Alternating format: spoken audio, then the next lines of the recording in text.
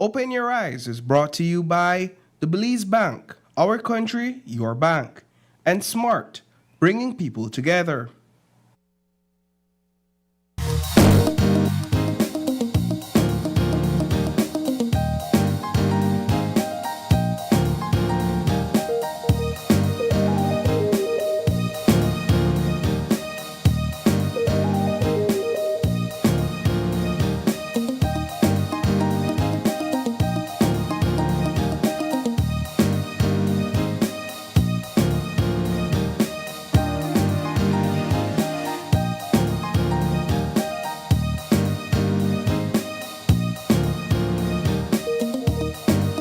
Good morning and welcome to Open Your Eyes. Start your morning, right? I'm Paul Lopez. And I'm Malakarta.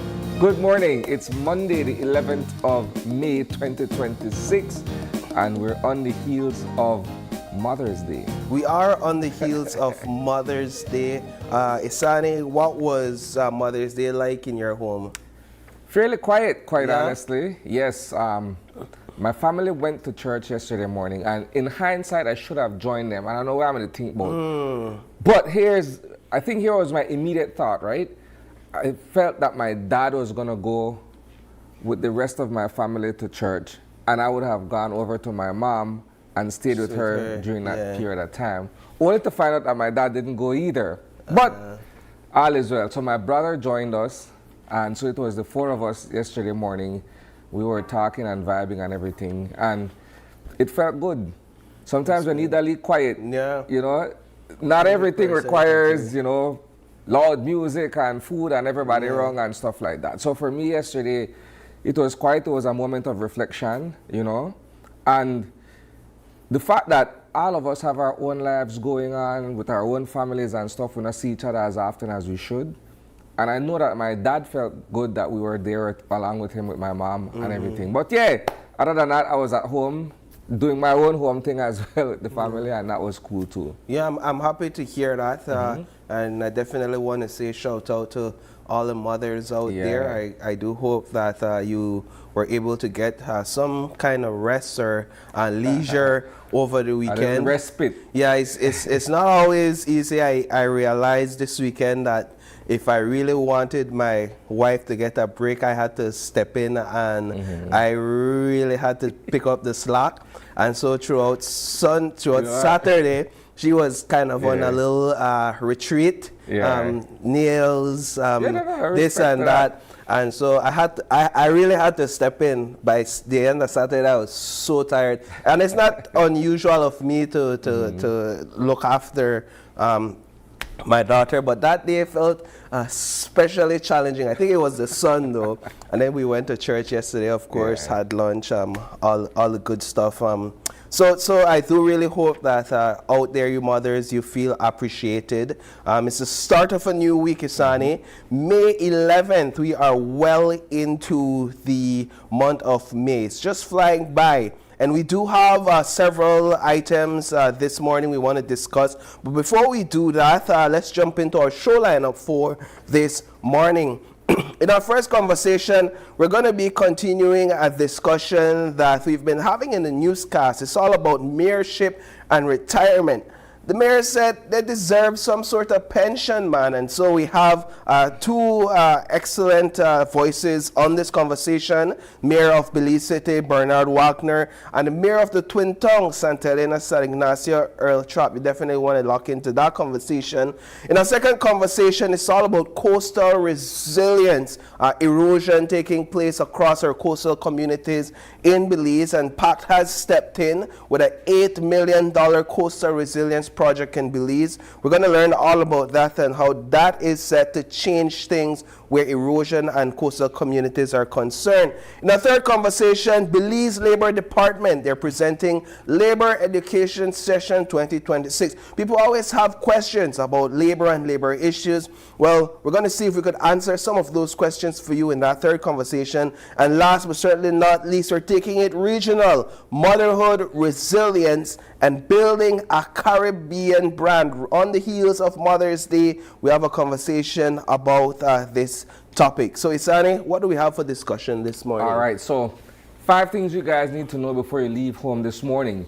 Many of you guys in Belize City and in the surrounding areas would have woken up to a state of emergency over the weekend. So we're going to be discussing that, right? And also over the weekend, there was quite an incident down south in Independence where multiple vehicles were broken into in the Malakarta area, right? We're going to be discussing that as well. And for all you music lovers, rap heads like myself, all right, so Tupac's All Eyes on Me was inducted into the Grammy Hall of Fame 30 years later. Wow. So from 1996 all the way to 2026. We'll also talk about that, right? And in Belize City, Paul was alluding to the mayor and retirement earlier. Well, we're looking at two potential mayoral candidates who are going to be facing off within one party. It's not red and blue, it's within the blue, right? So we're looking at Alan Pollard and, of course, Eliud Miller, looking at their candidacy for mayor in 2027. And last but certainly not least, we've been covering an issue at the Michael Finnegan Market where wholesalers and retailers have been bucking heads over space and costs, right? So those are the 5 things you need to learn before you head out this morning. Yeah. First things first, Paul. So there's been a spate of crime and violence in Belize City over the past several weeks. Some may be related, others may be isolated, so to speak. But it would seem as though the Belize Police Department and the Ministry of Home Affairs, by extension, is trying to see how it can get a handle on what's been taking place. And if you look at what transpired in the Lake Independence area on Thursday night, right? There was a shooting earlier in the week where 2 young men were targeted. This would have been Hubert Baptiste and Eric Fraser. These are known individuals in the Lake Independence area. And they were making their way down the Philip Golson Highway en route to Belize City when they came under gunfire, right? Fortunately, both men were able to survive the ordeal, pretty much banged up, but they're still alive. And in the wake of that, police made an arrest the following night of persons who they believe were going to carry out a retaliation. Now, all of this is in the context of it's an internal rift within the particular group that they belong to.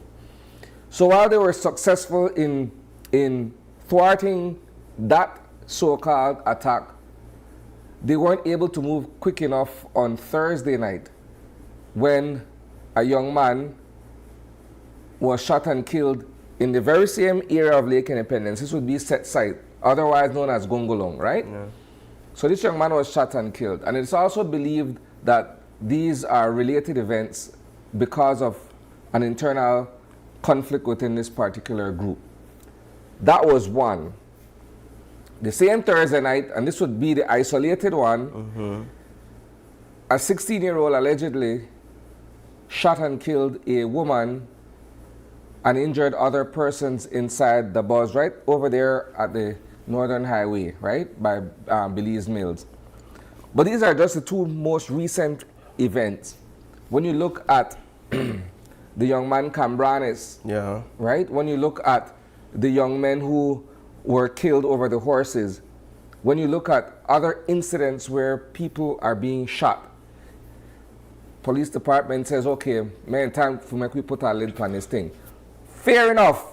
My question is, and it's a question that we've been asking from the very first time an SOE was ever introduced, how effective is this thing? Yeah. Somebody met me on Saturday, Paul, and they were asking me, hey, do you know the geographic area that the SOE covers, right? And admittedly, I wasn't in my journalism hat thing type of thing, whatever. I was just freeing up myself. And I said, I should be able to know, and I should be able to give you a proper answer here and now. But I'll tell you this from a personal point of view. So I took off the professional hat and I said, I'll tell you this from a personal point of view. Does the SOE affect you? This is a decent person asking an honest question. Nobody were involved in any kind of gang thing or whatsoever, right? So I asked, do you believe that the SOE affects you? Do you believe that your free movement out of your neighborhood to go to school, go to work, whatever it is you're doing, is going to be impeded by the SOE? Person says no. Right. So I said, okay, that's what you need to know first and foremost. Yeah. don't worry about the geographic expanse of the SOE even affect you directly. But that was from a personal point of view, right? Because I told him as well. It's a good point to make. I wake up in a neighborhood where more often than not, the SOE expands into my neighborhood. But do you believe that I concern myself, you know, oh, I wonder if the police are bad at me. Or I wonder if, no, because I'm a law-abiding citizen and I go about my business the proper way. And that's all that matters to me. Again, that's strictly from a personal point of view. When I share that with the individual, said yes, okay, I could see where that is coming from. But yeah, yes. 100% Isani, and there's also a flip side of that discussion to be had, where the police and law enforcement, their authority is broadened. Yeah. In that they have more leverage and more leeway to do certain things without a warrant, for example, right? And so where law-abiding citizens are concerned, there are questions there in terms of law-abiding citizens falling into that net, whether intentionally or by error, just falling into that net. But before I even go down that line, if I want to, there's a question you asked: how effective are these states of emergencies? And I think that's an important question to ask, and to go even farther and to ask even, so what's the solution? Because when you look at the data from 2020 to 2026, we've seen at least 6 to 8 state of emergencies over the course of the last 5 to 6 years. In fact, the data is there. In 2020 we had one. In 2021 we had another one. In 2023, so we had some reprieve in 2022. In 2023 we saw a state of emergency for crime specifically. In 2024 we saw 2 states of emergencies. We saw one in March, and then they followed up and they had one they enacted one in June. In 2025, we saw one, and in 2026, well, here we are once again. I'm saying that we haven't been able to go for 2 years or a year and change fully without a state of emergency.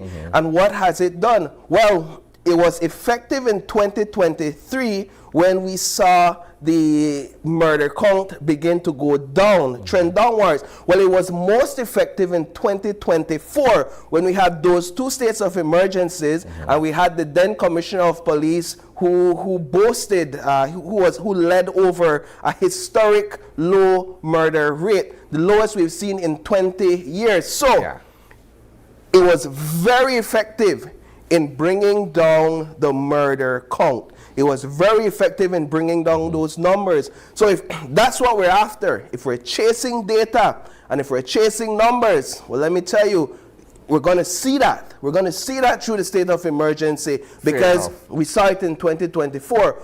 But what happens after? What happens when the state of emergency is lifted? Exactly. And what happens when these individuals are released from being incarcerated? What happens after? We revert right back. And then next year, we find ourselves in a position where we have to enact another state of emergency. You're hitting all the right points, and I'm glad that you did. For me, my observation is that this thing is cyclical, right? Yeah, it is. It is cyclical. So one could brag that, for argument's sake, 2024, I'm the lowest year in the past 20 years if you're looking at the crime rate and the murder count for that particular year. Fair enough. That's because you put 2 SOEs in place to sort of quell or dampen whatever the gangs were doing during that particular period of time.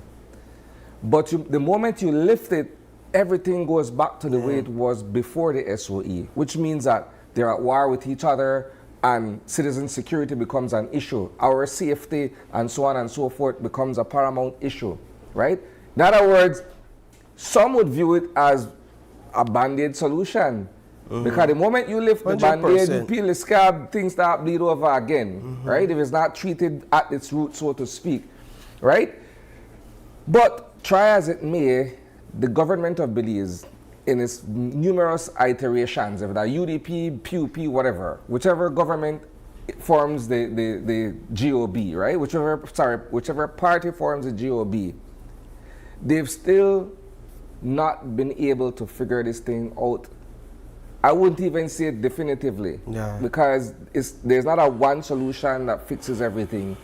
But if we're looking about social programs, we're looking about leadership intervention, we're looking at all of these things, something has to give.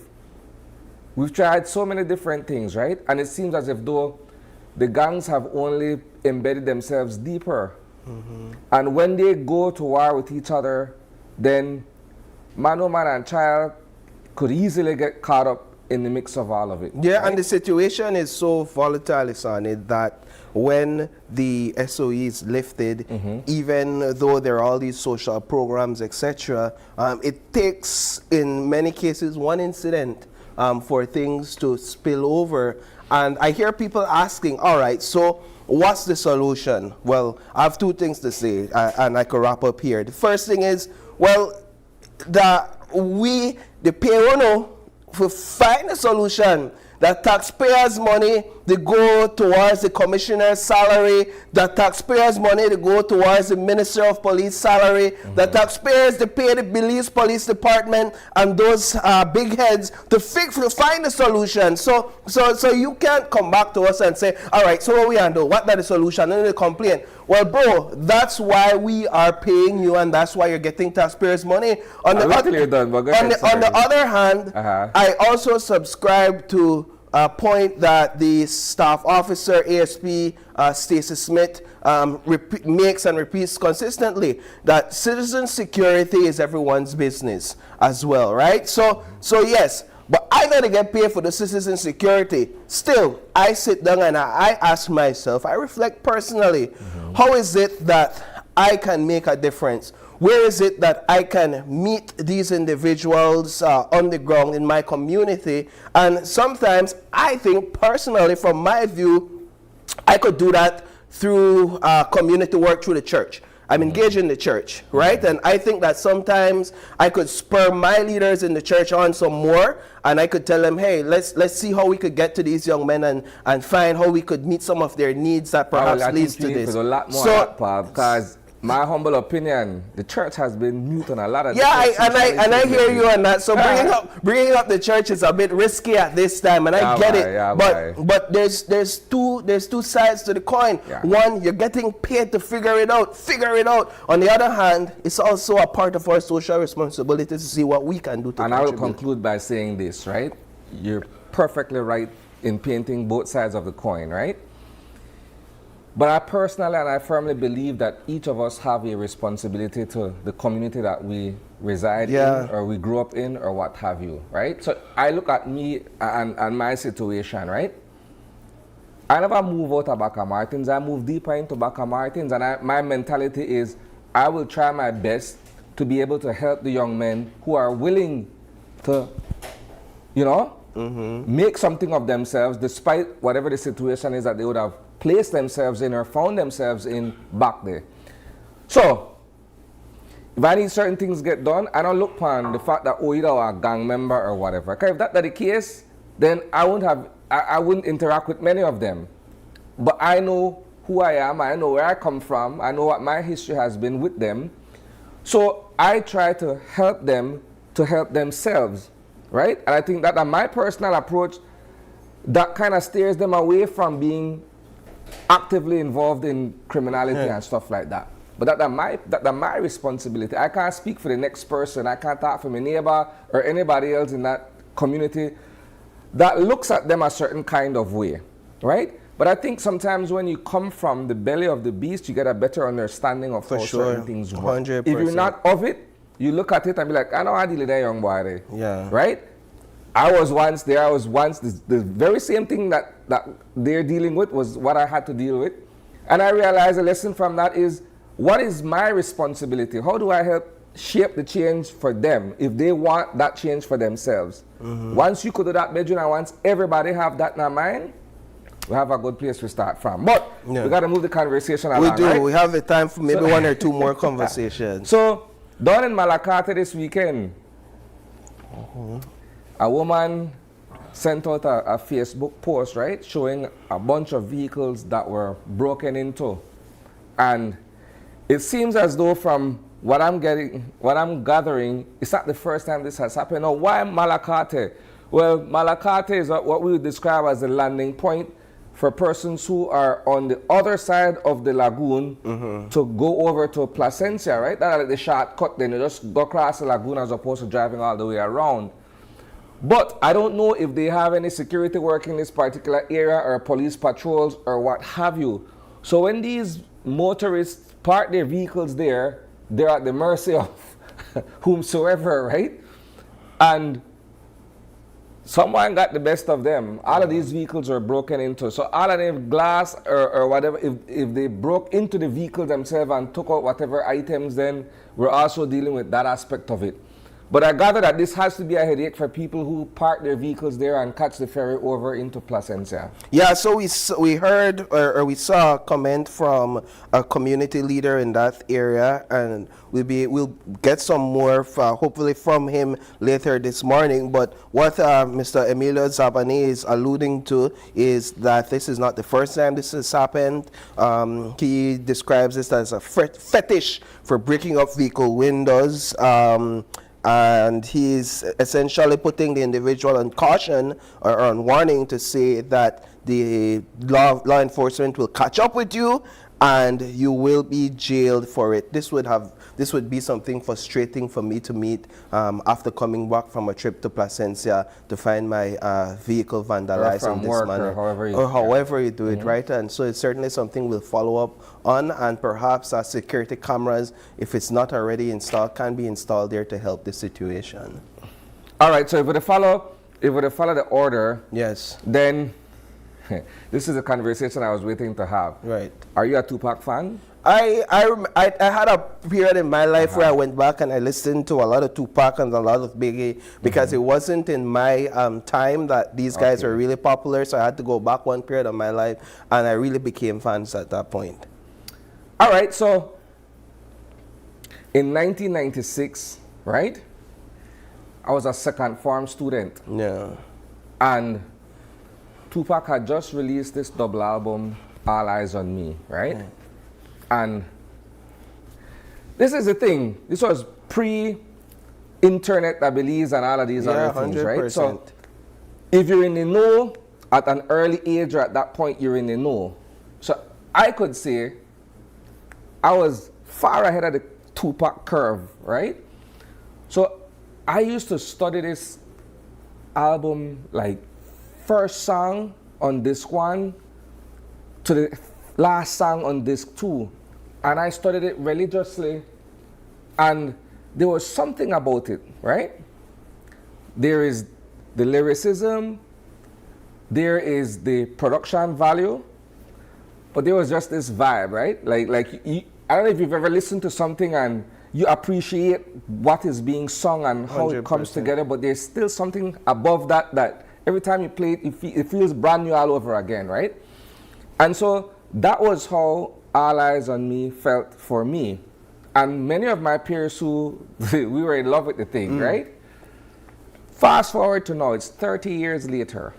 And by the way, this piece of work has been, if I'm not mistaken, it has also been included in the Library of Congress, right? But not quote me upon that one day. To say that, look, this is a masterpiece of art, right? It touches on all of these very many topics that Tupac would have been going through at that particular time in his young life. Remember, in Killa, a couple months after he released All Eyes on Me. It was his last living album, right? So recently, the Grammys figured, okay, you know what? Just like how they have the Rock and Roll Hall of Fame where artists are inducted into this pantheon, so to speak, right? It's the same thing with this body of work. And what's interesting to me about it is that many of my contemporaries, people who were around my age at that time, who fell in love with this album, we were waiting for it to be inducted for all these many years, right? And so it just felt warm. The other day when I saw it, I said, okay, finally. But again, this is only one area. You have, like I said, the Library of Congress, you have the Rock and Roll Hall of Fame, and all these other bodies that look at creative pieces of art that can withstand the test of time and are withstanding the test of time. Indeed, and so this is huge for his estate, I understand.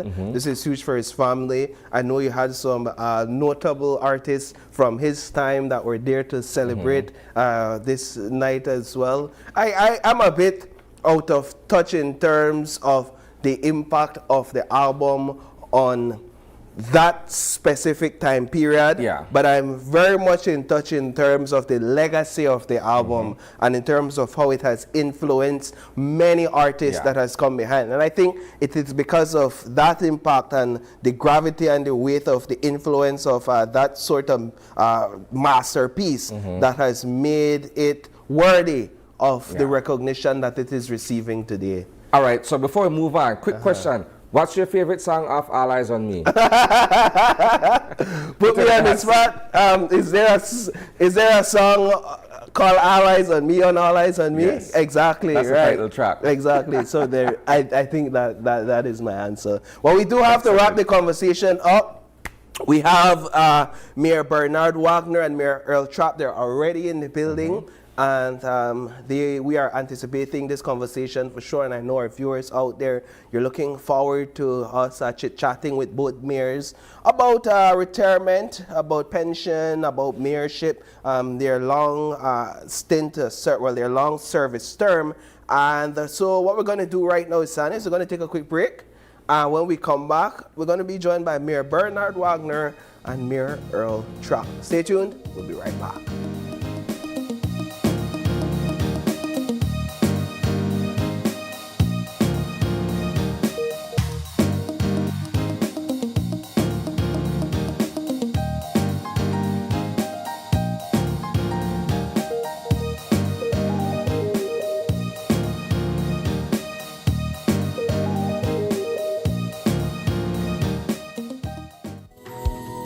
In the heart of the Kayo district, Calico Jacks is proving that sustainability and success can go hand in hand.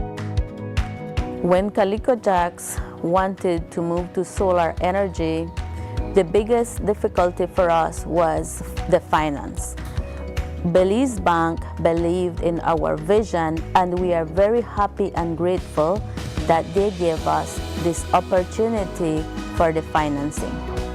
Through the Credit Risk Abatement Facility, a partnership between Belize Bank and the CARICOM Development Fund, small and medium businesses can access financing for renewable and energy-efficient solutions with reduced collateral requirements. Here at SCSB, we're grateful for Belize Bank to make it easier for our clients to go green.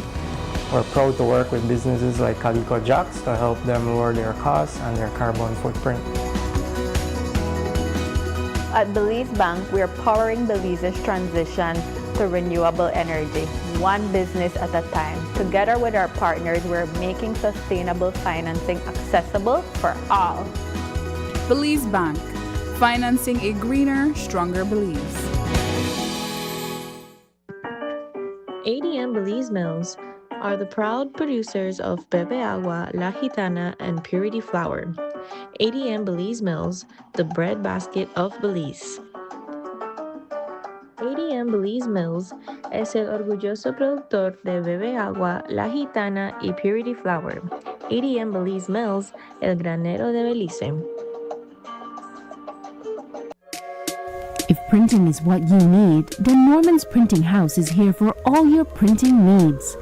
We offer an array of printing services like flyers, calendars, brochures, business cards, newsletters, letterheads, posters, invoices, and many more. We are quick, but most importantly, we are reliable. But the best part is that we have excellent prices that can't be beat. Visit Norman's Printing House in 3682 University Boulevard in Belize City or call us at 223-7821. Norman's Printing House for all your printing needs. Belize wakes up connected to opportunity. And across our country, the work to keep Belize connected continues. SMART continues expanding our network across the country, bringing stronger coverage to more communities. With recent service enhancements in areas at Blue Creek and Progreso, Belize City, Orange Walk, and more on the way.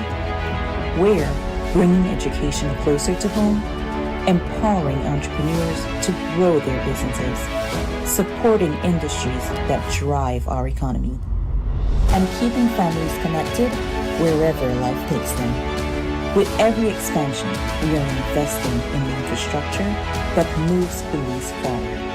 Because connection isn't just about city life, it's about opportunity, progress, and the future we are building together.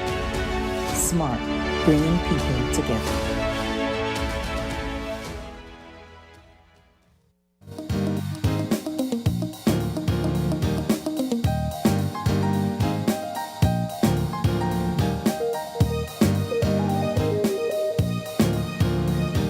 Welcome back. Thanks for staying tuned with us. This is our first conversation for this morning, and you definitely want to stay locked into this one. We have a lot of things to talk about with these two young men. I'm talking about Mayor Bernard Wagner and Mayor Earl Trapp. Good morning, gentlemen. Thanks for joining us. Good morning. Good morning, Paul. Thank you. Morning, Isani. Good morning, It's great to be here in your beautiful studios, obviously, and sitting alongside my colleague. Yes. It's always good to meet in this sort of setting. Indeed, and not to point out the obvious, but both of you sit on different sides of the aisle, right? When it comes to the politics of They're things. both from different sides of the political coin. Indeed. That's correct. But when it comes to certain issues, you all are able to get together and meet around the table and have meaningful and fruitful discussions. And one such issue has to do with mayorship and retirement. And that's a part of what we're here to discuss this morning. Mayor, last week we heard from the chair of the Mayor Association, Mr. Veos, and he alluded to the fact that this conversation surrounding mayors and pension has been long-standing. Where are we right now with this discussion from you gentlemen's point of view? Yeah, thanks. Mayor Trapp and I had been in the seat for some time. Mayor Trapp has been there longer than myself, but I can recall that when we took office in 2018, that matter in respect to pension for mayors was already on the table, and Mayor may speak on it a little bit later. We know that it was there prior to 2018. Mayor Trapp has indicated that it was there from approximately 2015 on the table, along with the trade license reform, along with the towns and cities border delineation, as well as residential garbage fee for the city. And the final one was the amalgamation of the Towns and City Council Act. As you know, Belmopan City Council has a act by itself, Belize City by itself, and the Towns by itself. So what we were planning to do was amalgamate all of those acts into one municipal act. Again, that has been on the table for some time. In 2018, when the new association was formed, we laid out clear priorities on what we wanted to get done. And so we were able to get the trade license reform into a new act, as well as the border for towns and cities delineation. Now, the other matter was the pension for mayors, which would have been captured in the amalgamation of all the existing towns and cities act. And that is where we stand. We believe that a mayor is a public servant, and mayors carry, as you may know, carry some significant load on a daily basis. They do long hours each and every day. When that resident in that city or town access services, access garbage collection, they want their roads fixed, it is the mayors that is in those high leverage situation. And so we believe it's fair and it is just, and it aligns parity in respect to public servants, civil servants receiving pension. Why not align it? Why not allow that if a parliamentarian is able to to enjoy the benefits of pension, what is the difference with a mayor? I look at it as a very, very simple and straightforward analogy, right? If you are the head of an organization and you are placed in that capacity to serve multiple terms, right? So you have what I call tenure. So you don't work with this organization for the first 5 years, then vote and you got another 5 years, just for argument's sake. When you do retire from there, you're supposed to have a package in place where say, okay, thanks for all the hard work. You've guided the organization in a particular direction. We have pension for you. We have all of these other benefits that you can now enjoy due to the fruits of your labor, right? It's the same thing for government. So if you look at all of these area reps, once they've done 2 terms consecutively, or however that works out, they automatically become pensionable, right? Yeah. So when they leave from politics, they could go into any other aspect of their life and they still guarantee that money from government every end of month. Precisely. You guys, well, in the case of Mayor Trapp, between the both of you, he's the longer serving one, right? You put in all of these years at Town Hall, and you're not only managing San Ignacio, you're also managing the affairs of Santa Elena, the twin towns, right? After all of this, it's, in my mind, unfathomable to think that you have given so many years of your life to municipal governance, and then you'll walk away with nothing and say, you know, I don't do my part. So what about your pension? What about perhaps insurance? What about any other aspect of your life that you could now enjoy the benefits of all the work that you've put in? Yeah, that's correct. Like you rightly said, though, after we leave from here, it's like, where will you go and apply for a job? And like Mr. Bernard said, this is a job that is 24/7. When it comes to sickness and death, you cannot tell them wait. You have to act immediately. You know, so basically, we have had this on the table since 2015, and I think maybe before that, Ms. Boya may have had it there, but I know for a fact that at that time, yes, it came on the table, and since then, the association have been liaising with the, at the time, government of Belize, the Prime Minister, Cabinet, and it's been pushed one side, been pushed aside, and up to today, it's been discussed. The president then, which was Mayor Wagner, he took it to the Prime Minister, to the government of the day, the president as well, and it's been like moving but very slowly.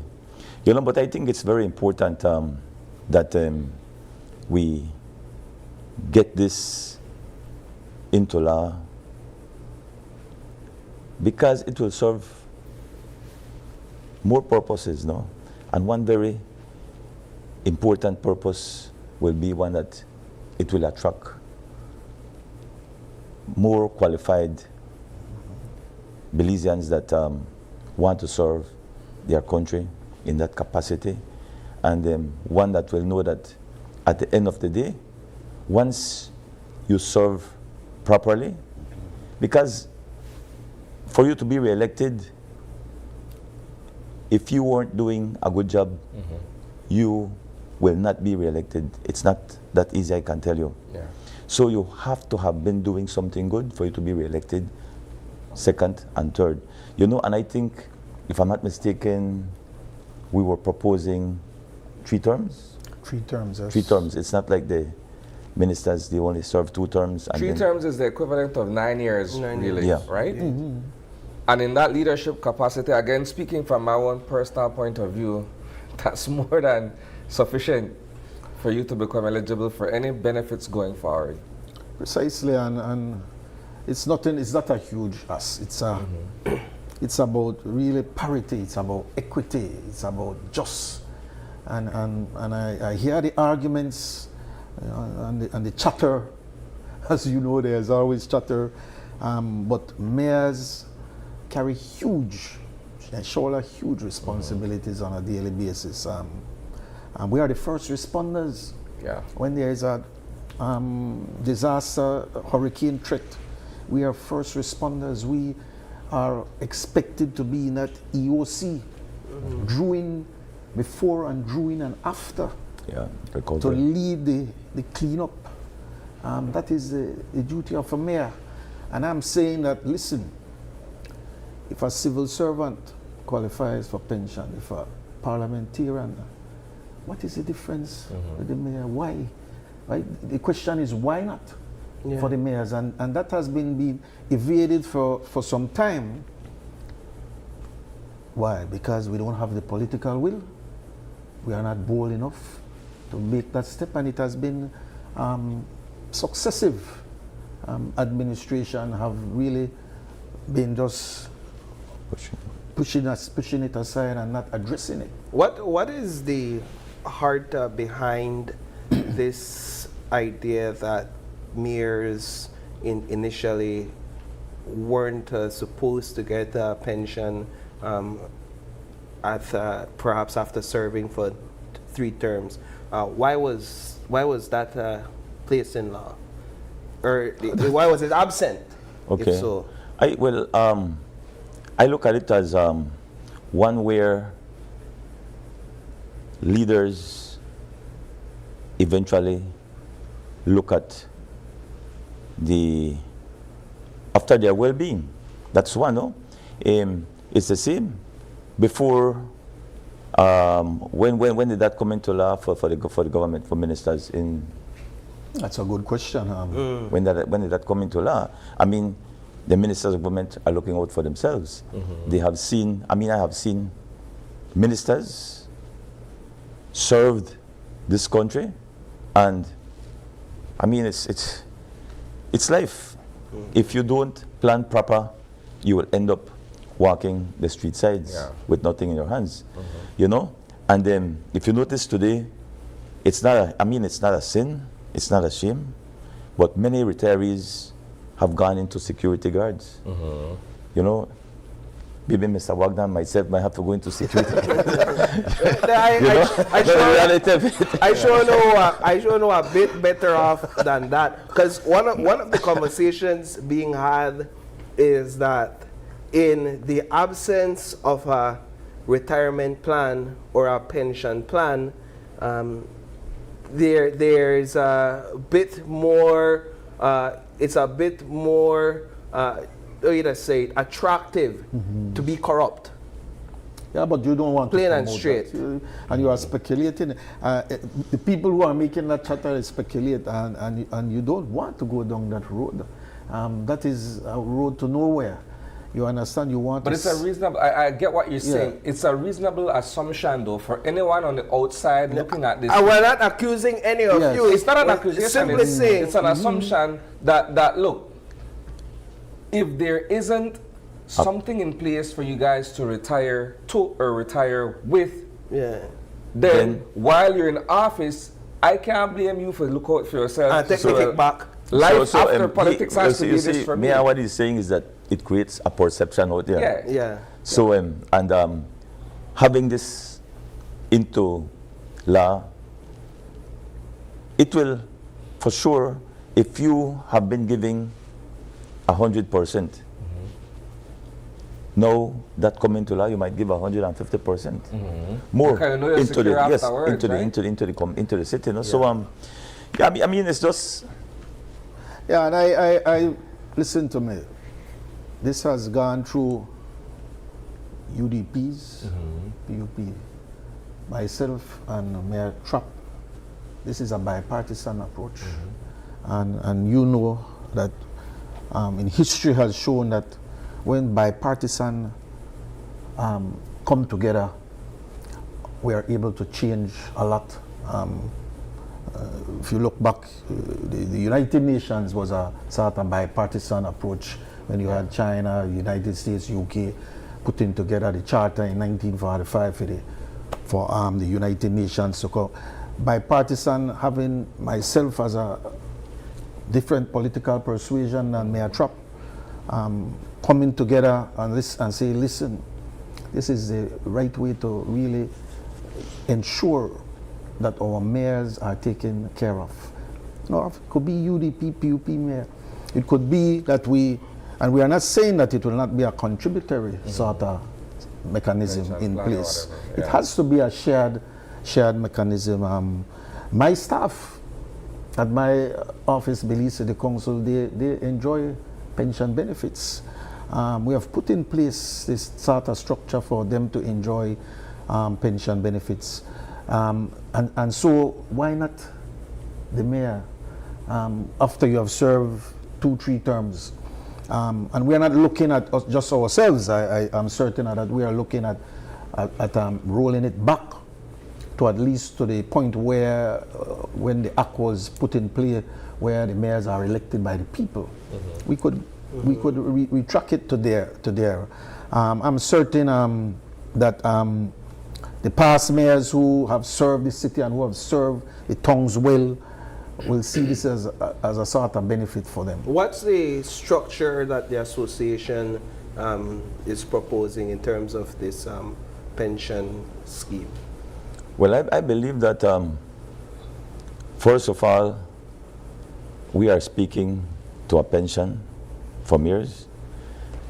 Once we get the green lights from central government, then I think that will come into place. Out? Yes. Is it something, though, in the initial conversation, is there something where mayors would contribute to a plan? Because, and I could think about the nuances of it, whereas you have to reach 3 terms, right? So it's kind of challenging if you're just first term mayor and then you're all right, I can start contribute to my pension, and then you never make it into your second or third term. Those are some of the nuances I'm talking about. I believe that that in itself will come with its own troubles to a certain extent, because importantly we will have to find a way that it will be self-sustainable. I think that's another point that we as an association will have to sit down with cabinet and send a proposal as to how this can be sustainable. So definitely I know that for a fact the budget that we use to run a municipality is kind of tight. So it has to be something that we all would have to come down to the table and find ways how this will certainly be self-sustainable. It won't be an overnight thing, but it's worth bringing it to the table and begin to work on it as quick as possible. This is how I look at it, right? Yes. To me, it's a very simple thing. Where there's a will, there's a way. So amongst yourselves, you've already transcended the partisanship of it. You're looking at it, okay, it's what's in our best interest. So the will is already there. If all 9 mayors, right? Nine mayors. So all 9 of you guys sit down and say, okay, let's flesh this thing out so that it doesn't matter who comes after me. It's a workable formula, so to speak, where everybody makes a contribution, regardless of whether they will be re-elected for a second or third time. But it has to be something that works across the board. I think once a plan like that is presented to whichever party is in power, whenever this goes before them, you could reason with that. And with that, we should be able to bridge the gap with a small subvention from central government. Among the subvention will goes to that fund as well. So that's correct. You see, we're getting the... It's contributory. It's contributory. We have had discussions with the Constitutional Reform Committee. We have the amalgamation of all the acts, and so aligning that act with the new act, which will look at term of office, Remember, city councils and town council are 3 years. And so as part of that the reform of the constitution, we are looking at 4 years for mayors. Yeah. So as to have it align more with that, with the parliamentarian two terms, which is 10 years. But it has to be a well-structured, contributory sort of mechanism. It can't be where only the government will be footing, or only the taxpayers will be footing this bill. It has to be fair, it has to be just, but it has to be equitable as well. How much more urgent is this for you, given that you're basically I'm not fighting for me. I'm not fighting for me. I'm fighting for future mayors. I understand. I'm fighting for future mayors and some of the mayors of the past. But you can't tell me that the fight is all for them, and you don't also see. Yes, I want to take that fight. I want to be a part of taking this fight. We need. Because at the end of the day, we as mayors, we could sit and talk about this, but at the end of the day, this has to go to cabinet. It rests on the desk of cabinet, and sometimes cabinet drag a foot and always looking over the shoulder in respect to the will and being bold, and that is one of the hurdles we will have to cross. You see, our job here is not only for ourselves, sir. We go through the city council, the town council every so often. We are here every day, and we at times go into a concrete wall. So what is our job there now? Our job is to discuss and see what we need to do to amend the act to make it workable and better for our successors. For example, one simple example is this. The Town Council Act, the Town Council Act states that the council determines the administrator for the mayor. In my humble opinion, that makes no sense. I believe the mayor should have that autonomy to determine who will be his or her administrator. Simple reason,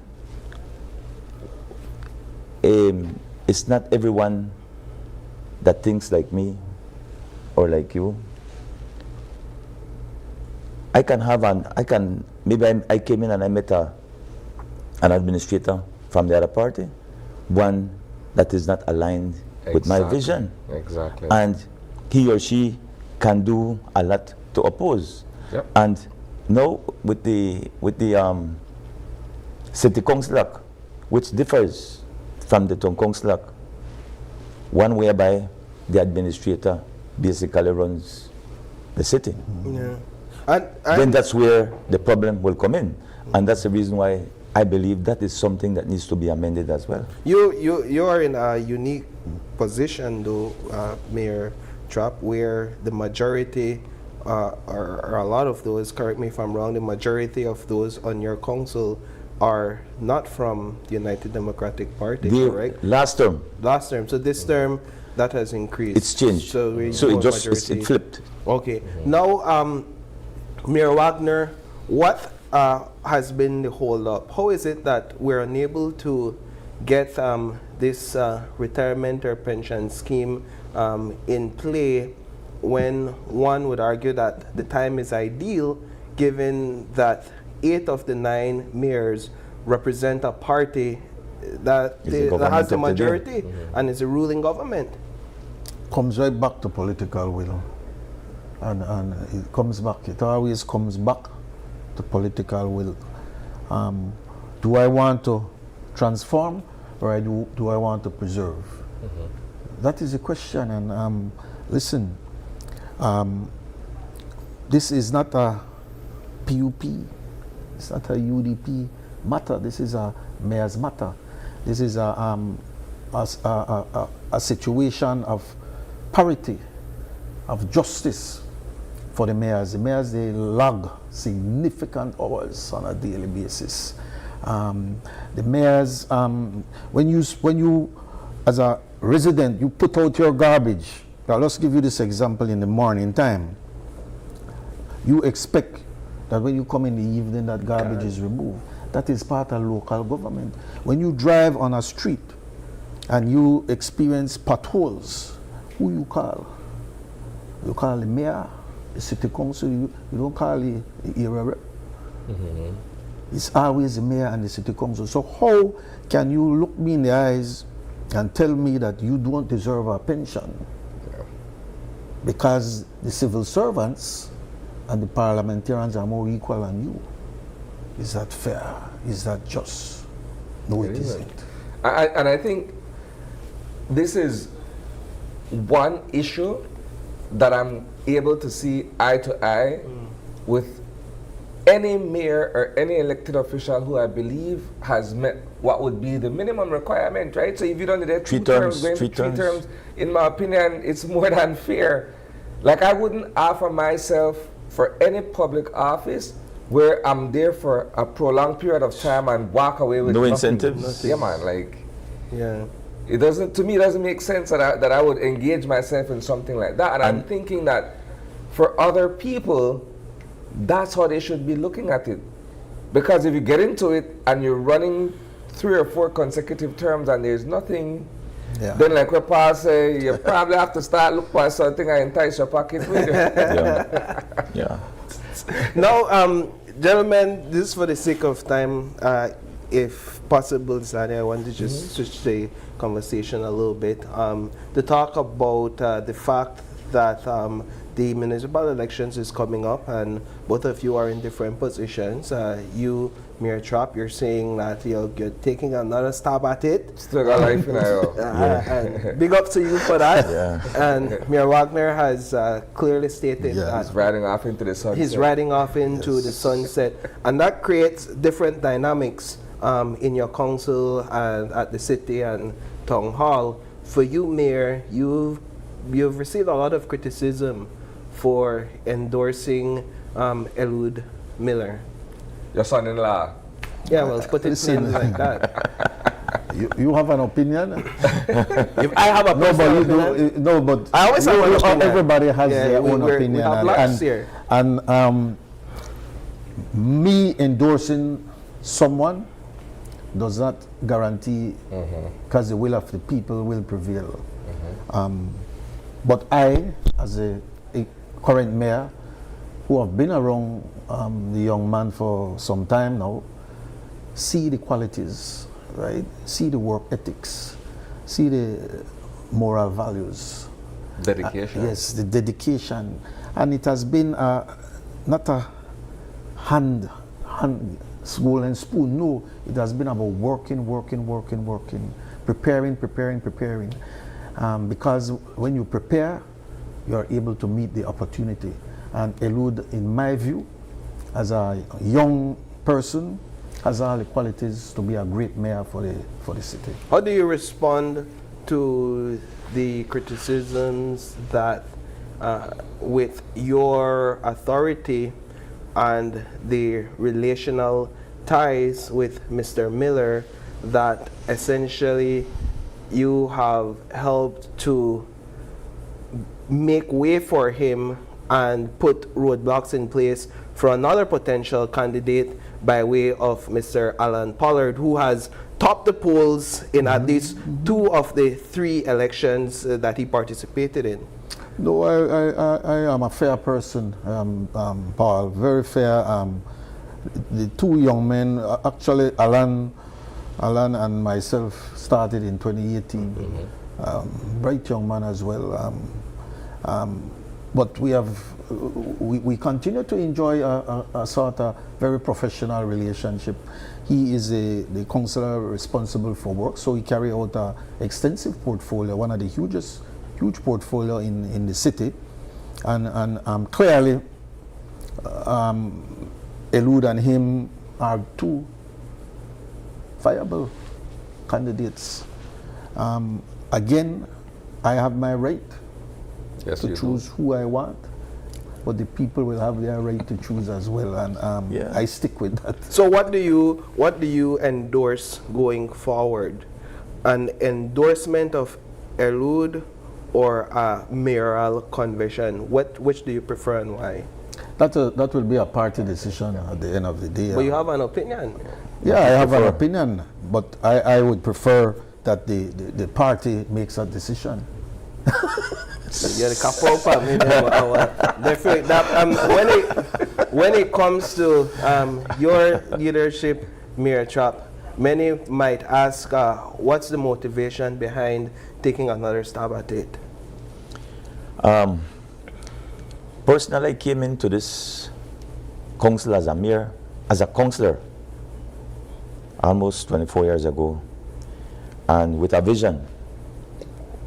And my vision was to see San Ignacio and Santa Elena evolve into a city. You know, and we are well underway.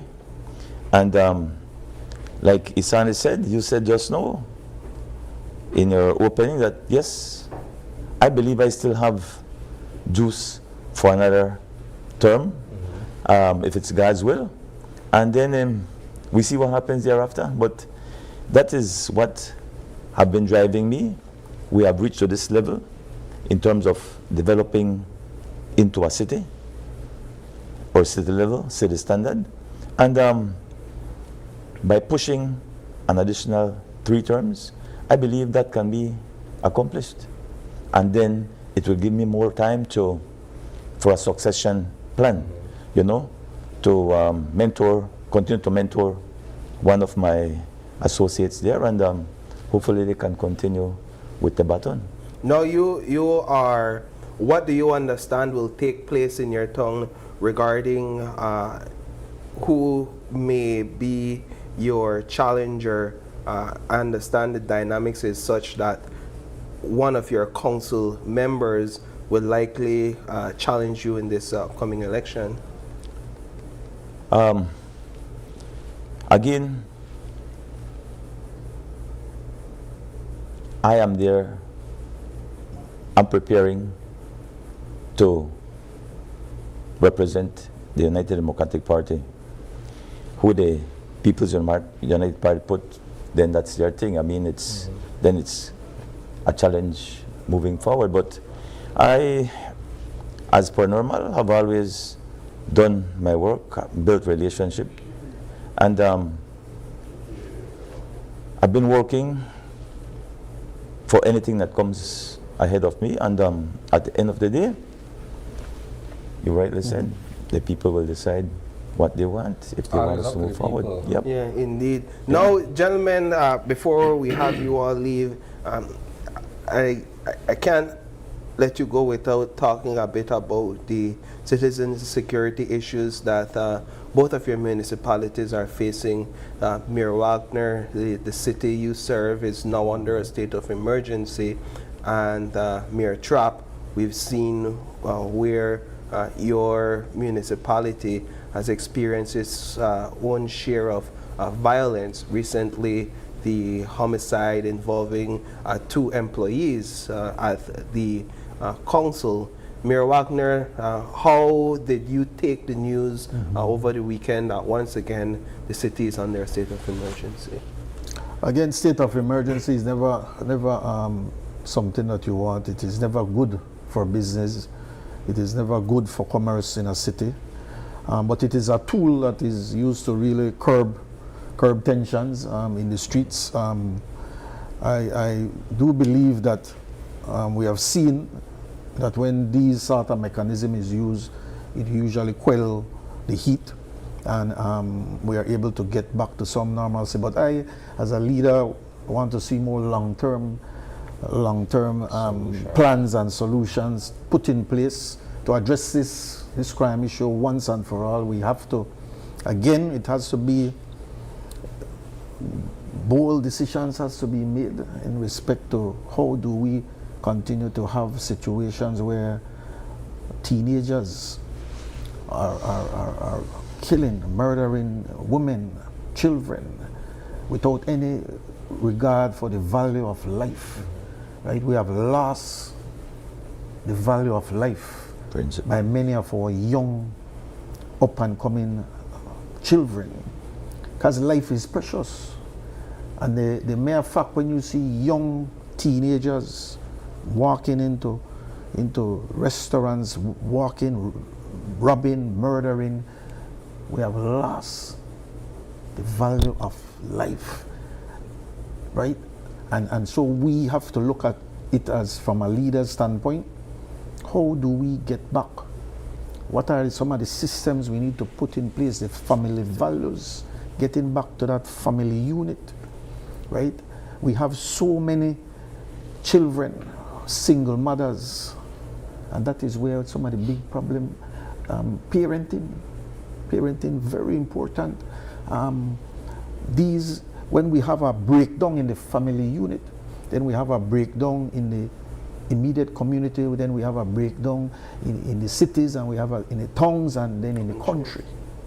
So we have to start at the minute unit, which is the family, the mother, the father, the child.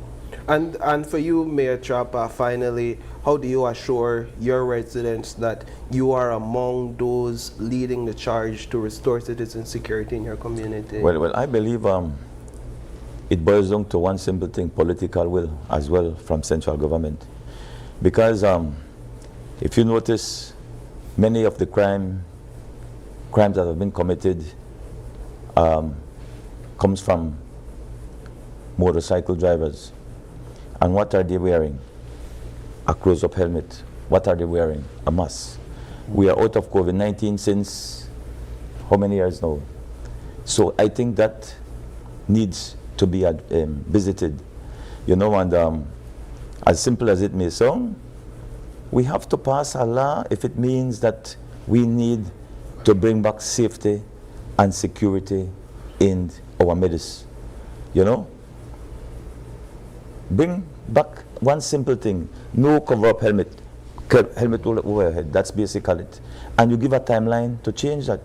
And the mask, that has to stop.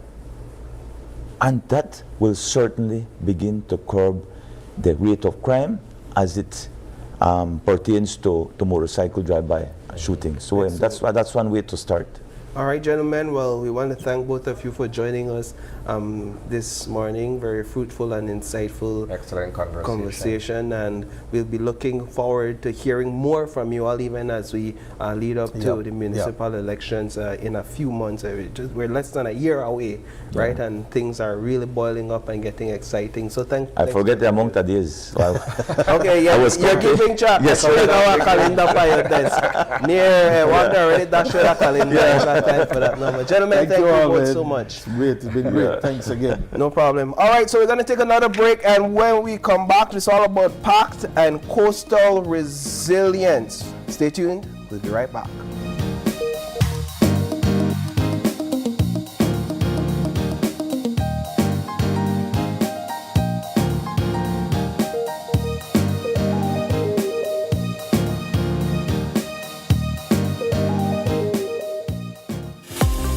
Full-Tech Systems understand that technology isn't just a tool, it's a game changer. At home, smart devices and AI are revolutionizing daily life. In education, tech is making learning more interactive and accessible for students and educators alike.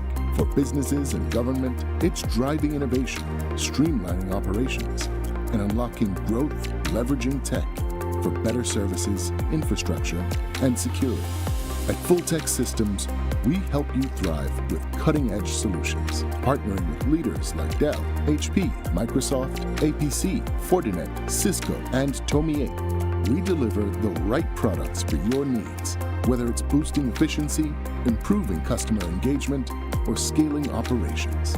Connect with us and let's drive innovation together. Full-Tech Systems, your technology center, where you come for the price, but stay for the service. Nokshe Adventure Park came about from the birth of COVID. everything was on pause for tourism. So we decided, you know, let's do something different. We got 10 bikes, 10 ATVs, and we were just doing ATV tours. Shortly after, we were approached by the cruise lines. We agreed to work with them, and from then it just started growing. We set up the chocolate tour first, and then from there we went into the culinary experience with the different Mayan cultures. We have like the gift shop, the cooking class, the shaman, and the healing, and it just all came together. When you reach a certain point, you need investors, you need partners to come into your business. Atlantic Bank just make it easy. Even my 7-year-old could do it. Atlantic Bank, building the future together. Calling all the young stars across the Stan Creek District. This is your moment. Open Your Eyes Summerfest 2026 auditions are heading to the culture capital, Dangriga. Join us on May 16th from 8 a.m. to 2 p.m. at Elejo Beni Park and show us what you've got. Singing, dancing, drumming, poetry, acting. Whatever your talent is, we want to see it. This is all about the kids, the energy, and the future stars of Belize shining bright. Bring your confidence, bring your vibes, and bring the family to cheer you on. Don't miss your chance to be a part of Open Your Eyes Summerfest 2026. It all starts at the auditions. Every day, we access energy for cooling, lighting, and powering our electrical appliances and devices at work and at home. During cooler months, we rely less on cooling appliances such as fans and air conditioners. However, during warmer months, as the temperature and humidity rises, we use more energy to cool our spaces, and our appliances and electrical devices work harder than they do during the rest of the year. When the months become hotter, let's all practice energy conservation. Here are a few changes that you can make to manage your energy use. Check that all appliances and electrical devices are working efficiently. Turn lights off when not in the room. Unplug chargers, appliances when not in use. Turn off fans and TVs. Use energy-saving light bulbs such as LEDs.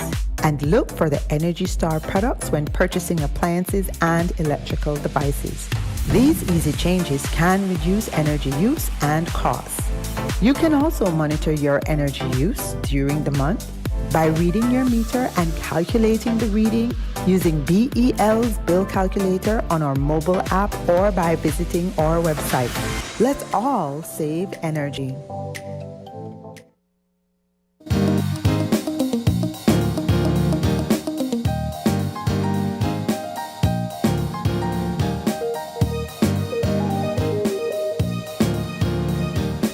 Welcome back. Thanks for staying tuned with us. This is our second conversation for this morning, and it's all about coastal resilience. And so if you're living in a coastal community, this is an important conversation for you. But if you enjoy the coast and you're from any part of the country, this is also an important conversation for you. And we have joining us on set the Climate Finance Manager at PACT, Mr. Eli Romero. And we also have the Adaptation Fund Project Coordinator at PACT, Dr. Juanita Garcia Saki. And last but certainly not least, M&E Adaptation Fund Focal Point at the Met Service. No, at the Ministry of Economic Transformation. Ministry of Economic Transformation. Thank you, sir. Mr. Denham Cho. Ladies and gentlemen, good morning. Good morning. Good morning. Good morning. Mr. Romero, this project, we thought about it in our newscast on Thursday, and we spent some time highlighting its impact on Dangriga specifically. Share with us in the simplest terms how this project brings relief to coastal communities in Belize. Yeah, so PACT is a climate organization that we originally started as a conservation trust fund. Yeah. But over the years, we ventured a little bit outside of that scope, and we started to look at the potential of mobilizing climate finance. It's a type of funding that's out there, but there's a specific type of way of accessing it. And what really the entire focus of it is building that resilient, especially at the community level, institutional and the government. So for PACT to access the finance, we had to seek accreditation. So it's like a license that you get. Accreditation goes through a cycle. Every 5 years you get reaccredited.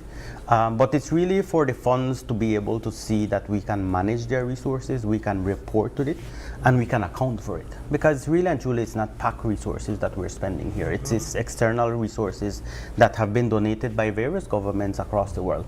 And it's really for us to try to create that resilience in the people who are most vulnerable. So this is where this project came about. It's coming from the Adaptation Fund, which is one of the main climate finance mechanisms that exist in the world. And PAC has been accredited to them from 2011. So from then we have been active and we've been mobilizing resources. And this is our third project that we have approved from the Adaptation Fund. To date, we have $14.3 million US mobilized from the Adaptation Fund. And currently we have a little bit over $35 million on the pipeline US. So there's been this, excuse me, there's been these buzzwords, right? Climate resilience, climate adaptation.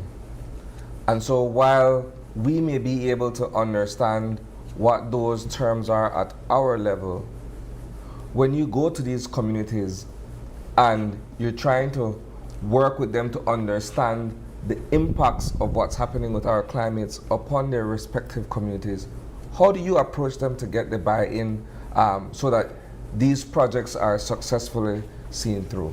Yeah, so many of our communities in Belize do understand the impacts of climate change. They're seeing it, they're feeling it. They don't use the terms we use, but they're very much aware of what's happening, and they have seen the change. You go to any fishing community and you ask them, what is the difference in catch? What is the catch per unit effort? All of those, they can see, they tell you about it, but they're telling you in a different language. Yeah. So our work is, when we were developing this project and along with other projects, we go to the communities and we try to align what are the impacts that they're seeing, what are the needs.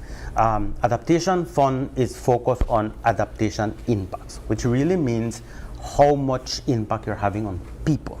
So adaptation impacts is measured by the number of people that you target. So that is how we go to the communities, we engage them, we normally would look at them and see their funding windows, so you have to be very specific. First of all, you cannot come to these climate finance mechanisms and address a developmental problem. Yeah. It has to address a climate hazard. And that's the entry point. So you engage the communities and you come up with, okay, what are the needs? This one is very straightforward. Coastal erosion. We're seeing it along, especially the southern coastals of Belize. Then you go to them and you say, what are the impacts to your livelihoods? So the projects try to take a holistic approach. So it's just not us going there and saying, you know what, we're replenishing the beach and we put back the sand and that's it.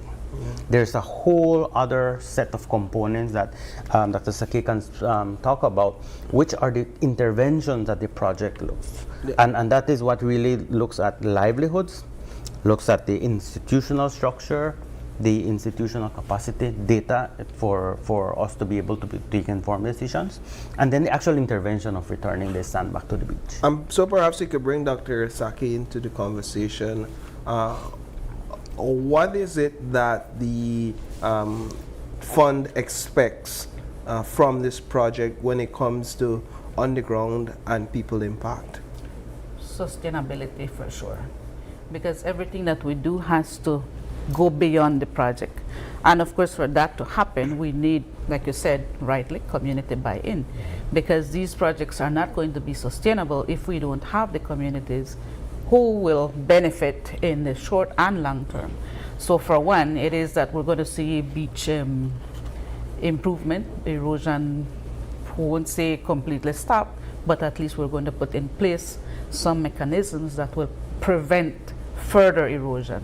So for example, within this project, the Coastal Resilience Project, we are establishing a beach monitoring system that will allow us to monitor in real time how and what is happening, and that will then give us an opportunity to address those issues before they escalate. That is one. And then of course we're implementing all these housing policies and implementation codes that again will allow our people to live in a safer area. So knowing what and where the vulnerable areas are, this building codes will then allow us to say, okay, you know what, these areas are at risk, let's not build there. Of course, it's easier said than done because we all want to live on the beach. So this is another way of us having to create awareness. And for that we have one of the components, which is component 4, building awareness across the country about how to deal with these issues, what to expect and how to respond. How will the response differ from community to community, where, say for example, in Placencia, the erosion is so severe that at this point it goes beyond monitoring to the need for an immediate response or even solution, and in Dangriga, where there is a call for something to be done in fear that it might reach Placencia's point, even Monkey River's point. How does it differ from community to community based on the extremity of the situation? Well, in a way, fortunately, and in another way, unfortunately, it sounds like a lot of money, 8 million. Yeah. But it is not.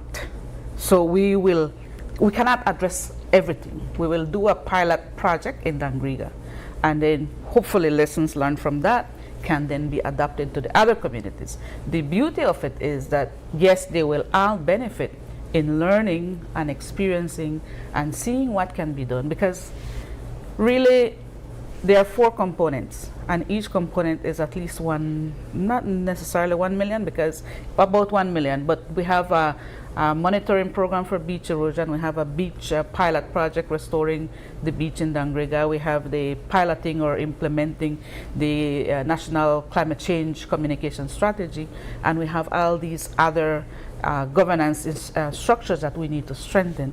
So really we're putting just a tiny grain in these buckets that need a lot more. And just to add to that, the entire project was informed by a study that was done by some colleagues from Cuba who had come in country from organization within the system there called Gamma. And they really came and did all the studies for the entire coast of Dangriga town, and they even did Hopkins. They did a visit to a couple of the other village communities, but the full study was done for these 2 communities. When we look at the assessment, because the assessment wasn't only to identify what are the interventions and best solutions, and these are informed information that was collected from them. It cost, just for that northern part of Dangriga that this project is focusing on, is costing just around $1.5 million US. We didn't have enough money to do the entire Dangriga town. We didn't have enough money to even do anything in Hopkins.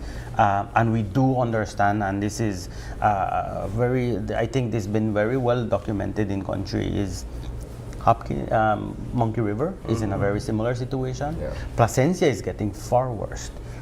So one of the things that the projects asked us to do before approval, let the Cubans finish their study.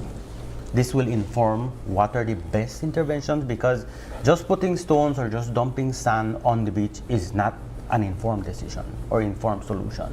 So we are working along with some of our local counterparts to hopefully be able to do similar studies for these 2 communities, and even Barranco down further down south, because erosion is there. It's something that's affecting livelihoods. It's affecting people's lives and property. But we need to have an informed decision. So, because sometimes what we do, we're going to put a seawall. Yeah. Instead of alleviating the problem, we can make it worse. Of course. So that's one of the reasons why you see the project is a little bit smaller in terms of scope. That what need, there's a lot. Yeah. But building climate resilient is very expensive, and that's why you see. Let's get Denham in on the conversation at this point. How does the Ministry of Economic Transformation perhaps join forces or, in a sense, complement the work that PACT is doing? Okay, good question. So, the Ministry of Economic Transformation back in under a cabinet mandate back in 2022, they were given the responsibility to create a unit within the ministry called the Climate Finance Unit, which is pretty much brother, sister to what the unit is at PACT in terms of we collaborate very closely, almost like they're co-workers of mine because we communicate on a daily basis between our office, because we need to coordinate together in terms of, first of all, the ministry is the is the designated authority for the country, which means that we're responsible for ensuring that whichever project is approved at the beginning will meet the needs of the country in terms of the government's development goals and priorities, and also that it's tackling climate change on a holistic, with a holistic approach. And so at that level first, if it doesn't reach our approval, then it doesn't advance from there.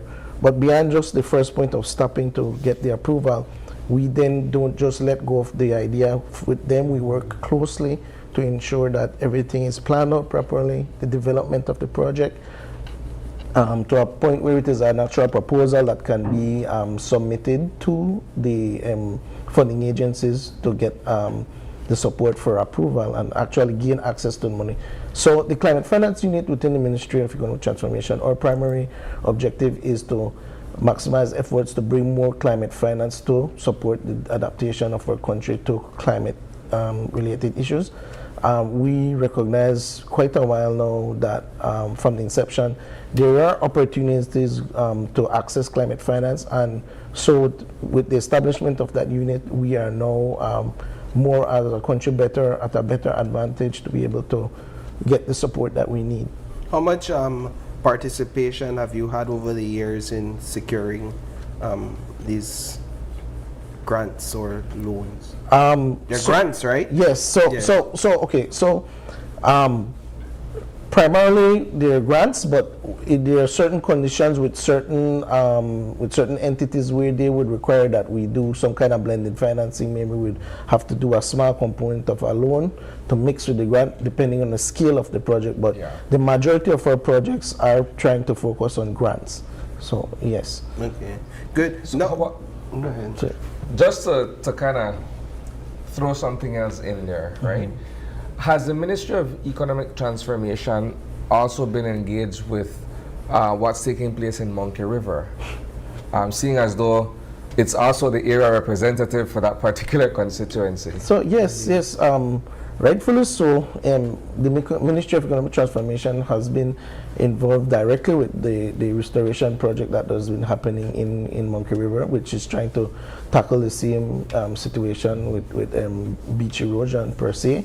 And as you're touching that topic, because there are multiple partners and different projects at play that are trying to do the same thing. And there's another adaptation funded project that is a regional project that a part of the component is also right now presently working in the Monkey River area, actually the river, to look at restoration of mangroves to ensure that there isn't further erosion along the coastline as well. So if you're noticing, we try to bring together so many pieces of the puzzle to try and tackle these problems, because they're multifaceted. The problem is not just only the wave action from the sea, but it's also if you're diminishing the vegetation along the rivers, then that will also cause a problem when the water comes to the shoreline, and it will also cause further erosion as well along those areas. So because even within our waterways along our rivers, we have a lot of mangroves as well. So all of these things are environmentally looked at holistically to try and tackle the problem as much as we can with different funding sources, different partners, and it's definitely a collaboration. It's not a one-man or one-office situation, because climate change is very big, and so we need all partners on deck. No, this is good, and this is where scientists and conservationists, they become our engineers. You all become our heroes. right? Because while we could talk the academic language and we could throw out big figures, at the end of the day what you're speaking about is livelihood and saving livelihood and protecting real people, and I think that's important. Dr. Sake, with this specific project, we're looking at more than 24 communities, correctly? 27 communities. 27 communities. So speak a bit up, because we focus a lot on Dangriga, speak a bit about what those other communities can expect. Well, I believe one of the major highlights or how these communities will benefit, as we know, they're all coastal communities. So we're looking at Corozal, Belize, Stand Creek in terms of Dangriga, and Toledo districts. So these communities will benefit mostly from the public awareness, because that component will be launched countrywide. Okay. People, as Mr. Romero said, people know what is happening. And it's not only happening on the beach, it's coming from terrestrial areas as well. So we always say whatever happens upstream affects the beaches as well. So Mr. Chuk rightly said, taking away the mangroves is also impacting the areas. So one of the activities we're planning to do is also restoration, mangrove restorations, and that we will also try to implement across the communities that are most vulnerable, because one of the things, unfortunately, we depend on tourism, and tourism depend on natural resources, not only as showcasing, but also we want to live on the coast. So we also destroy a lot of our mangroves. So we need to find a way to find this blend between development and tourism. How can we have all these beautiful things? We always say people come to Belize because they like Belize. However, a lot of the development happens when, as soon as they come, they cut off the mangrove. So how do we tell them, you know what, you came here because the mangrove was there, you like the green. Yeah. So let's live with the green. Let's not cut that off. So that is one of the things that we have to, I don't like to say educate, because we don't educate.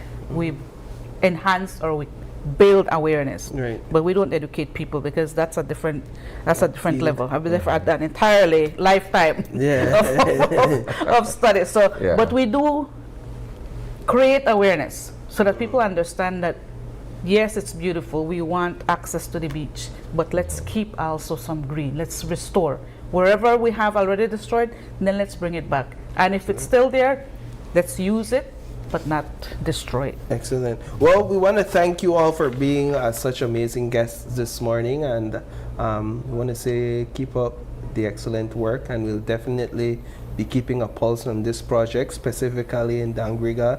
It's important to us as well to see the impact there in that community. Yeah, and thanks for the opportunity also to be able to highlight this program along with our climate finance portfolio, because at the end of the day, it's not only PACT, it's a partnership, as you rightly mentioned.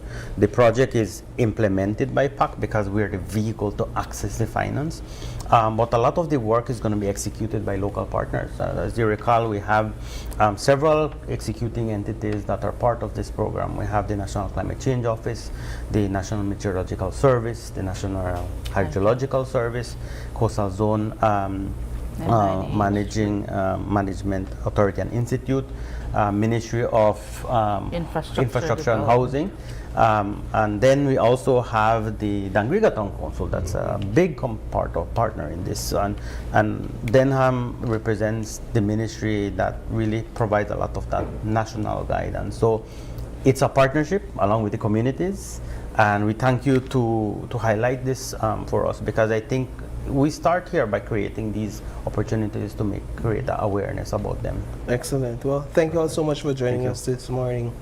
With that, we're going to take another break, and when we come back, it's all about the Labor Department. You definitely want to stay tuned to this one, Labor Education Session 2026. We'll be right back.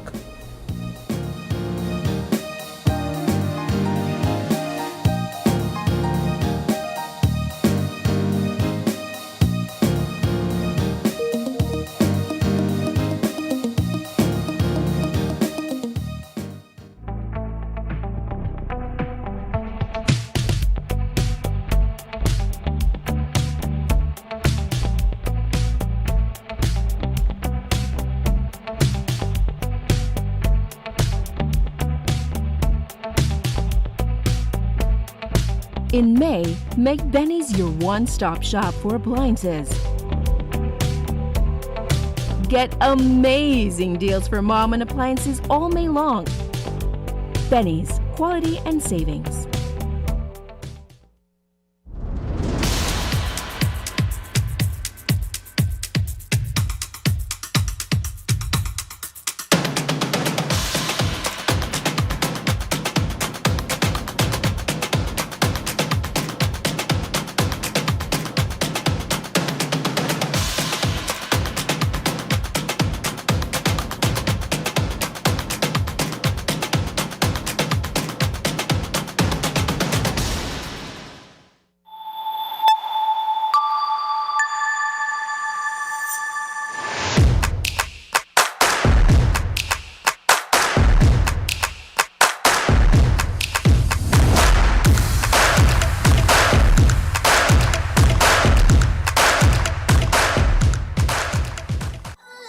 Haven't updated your information recently? Well, kick off the new year as a winner. RF&G Insurance is giving you a free chance to win every month.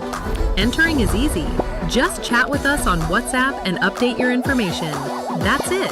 You'll be automatically entered into our monthly raffle for a chance to win awesome prizes. Don't wait. Message us on WhatsApp and update your info today. RF&G Insurance. It pays to get it right.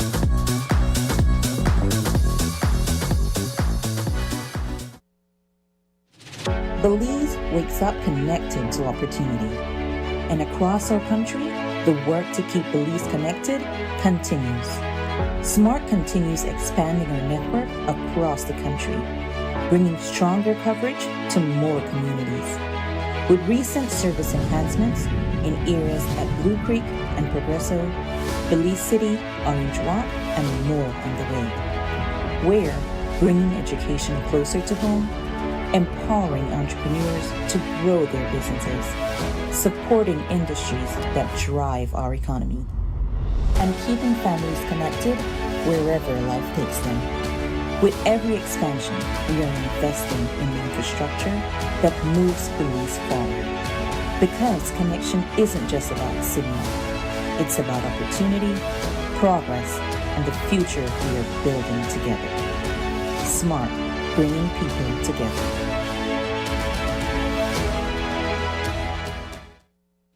Belize wakes up connected to opportunity.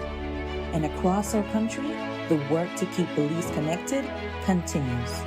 SMART continues expanding our network across the country, bringing stronger coverage to more communities. With recent service enhancements in areas at Blue Creek and Progresso, Belize City, Orange Walk, and more on the way. Where bringing education closer to home, empowering entrepreneurs to grow their businesses, supporting industries that drive our economy, and keeping families connected wherever life takes them. With every expansion, we are investing in the infrastructure that moves Belize forward. Because connection isn't just about signal, it's about opportunity, progress, and the future we are building together. SMART, bringing people together.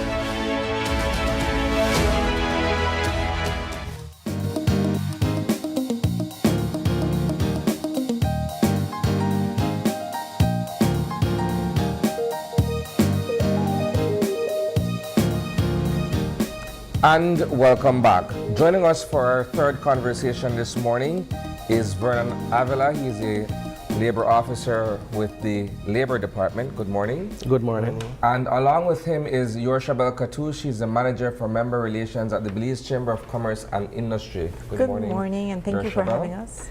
This morning we're talking about a labor education session for this year, 2026. What people who are entering the workforce or what people who are currently in the workforce need to know about the labor laws and how they affect them.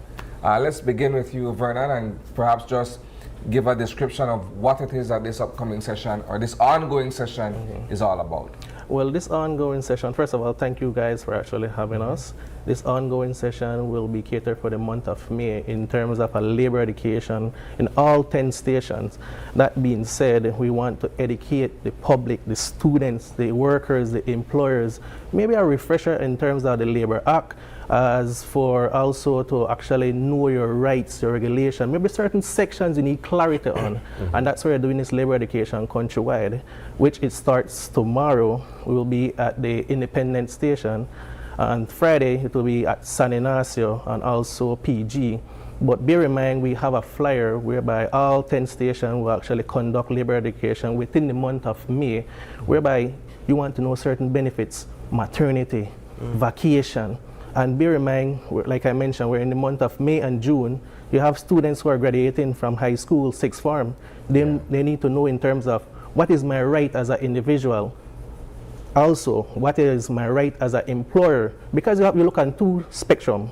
Your employee and your employer both has rights and responsibility, because you need to know and the law that you are governed under.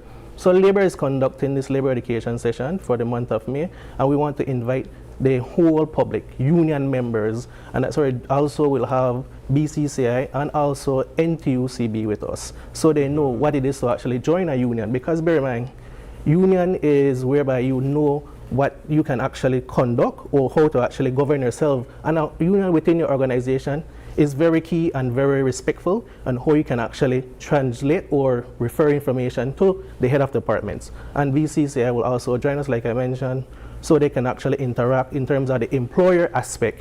So I want to invite every and anyone to actually come out and know your rights. How frequent do you all at the department have questions coming in from employees and employers on a monthly basis? I would not say on a monthly, but a daily basis. We usually have questions coming on daily in terms of accrued vacation. Because, for example, some individual might see it as, I work at a shop. They don't know the Shop Act is Chapter 287. It's different from the Labor Act, whereby the Labor Act is 297. So in terms of vacation is calculated different from the Shop Act compared to the Labor Act. And that's why the whole spectrum of this whole session in the month of May is to educate you guys, so you know how to actually make calculations, how you can actually know your rights as an employee and an employer, or like I mentioned, a new student coming on board. Stick up in there, Vernon. For the benefit of our viewers, what is the difference between the Labor Act and the Shop Act? If you've mentioned that they don't perhaps know the difference between the two. For example, the Shop Act has to do in terms of a person working at a shop, like a Chinese shop, a restaurant and bar. So that will be, like I mentioned, Chapter 287, compares to the Labor Act, Chapter 297, construction, your everyday worker. For example, a shop individual who work maybe 1 month within that 1 month with that same employer will be qualified for accrued vacation 1 month, compared to an individual who work under the Labor Act, need to be qualified accrued vacation, need to work 3 months. You see the difference? So that's why I say, like, you might like restaurant. 3 months include accrued vacation. Include probation, working? Probation is kind of different. Under the Labor Act, probation will be deemed as maybe 2 weeks, but organization, once they have a policy, can make a probation up to maybe not exceed 6 months. And we emphasize, like, you have certain benefits under the Shop Act and the Labor Act in terms of severance. Severance will be the same for both acts. Yeah, I appreciate how versed you are in these things. So kudos to you. I know it's your job. And so, Ms. Cathus, when it comes to BCCI's participation in this event, how is it that you all will be participating? So we are super happy that we are collaborating and that the Department of Labor has invited us. We are the official employers organization in the country for 30 years, and we have been recognized by the International Labor Organization. So Belize is a member of the ILO, and since we are a member, there are certain processes, and there is a tripartite partnership that we do. There's different committees that we're on, which the government has us, as partners, along with the National Trade Union Congress of Belize. So we do things together. So this training that we're doing countrywide is kind of like an output of that kind of collaboration. The chamber, one of the key things that we do is capacitating. We capacitate our members, and our members see it important to capacitate their people, because without education there's ignorance, and you don't want to do double work, or I mean, for any business person, time is money, so you don't want to waste time and do errors. So we try to make sure that they have the right tools, that they're educated. And this is very timely because there are a lot of new people on the block coming out of school, and when you enter the workforce, it's important that you know not only your rights but responsibilities. And the simple thing is that you get your onboarding, you get your laptop or your computer tools. If you're working in manufacturing, maybe it's bigger machineries. So you have a right to get those things to get the job done, and they should be functional, but you also have a responsibility to take care of those things. So we have to learn it on both ends, for both employers and employees, that we all have rights, but I think we always forget the second piece to it, the responsibilities. I think to me, that's the most important part, right? Because most employees only think about what their rights are under the Labor Act. That is correct. They don't come to work thinking, okay, but I have a set of responsibilities that I must live up to as an employee as well, right? Because we often complain when we feel as if though we're wrong, but we don't consider the fact that we also may be at fault or in the wrong if we don't live up to these responsibilities as well. Talk to us a bit about that, Vernon. In terms of, you're referring to like disciplinary action in terms of? Yes. Yeah, so the Labor Act has in terms of disciplinary action, but if you have a handbook, like I emphasize, the handbook could be greater than what is actually in the Labor Act. Yes, like for example, so the company manual. Yes, could exceed and the we Labor Act. I always emphasize, if you have a manual, a CBA, please bring it to Labor so we can attest or make recommendation, and so we can be aligned with the Labor Act. Like I mentioned, it could be greater than the Labor Act. For example, if your minimum wage is $5, you can put in there whereby you can exceed $10, $12. Bear in mind, the Labor Act have minimum requirements or minimum criteria, but you can exceed it. For example, the annual working week is 2 weeks, but you can put 4 weeks, 6 weeks. That's up to you. Yeah. Like that's why I come back to disciplinary action, like you mentioned. They have certain criteria whereby, if, for example, Mr. Isani comes and knock down, or he's always coming late one day, you write him up. Second week, he's coming late again. I gave him a written warning. Third week, so I need to put something in place whereby he can actually, that is not allowed, and he needs to set an example whereby if other co-workers see it, then they will be like, oh, Mr. Isani, he's okay, he can get away with it. No, we need to write him up, whereby you have rules and regulation procedures in terms of verbal warning, written, first warning, second warning, and disciplinary action whereby you dismiss that individual. So you need to have certain procedures in place and give your workers the manual, or in this place, the rules and regulations, the TOR, what they're governed under. So they know what they're actually, this is considered like my manual, my Bible. I need to read it.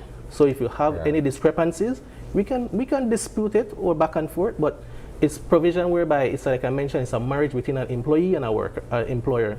But you must have that communication whereby you can actually grow, because you as a worker, like Mr. Isani mentioned, you might feel like you could do anything within the organization, but you as a manager must know how to actually manage and actually restrain that individual from he or she not breaking the rules within the organization, because the main objective is to let the organization grow, and you want employees to actually help build your organization.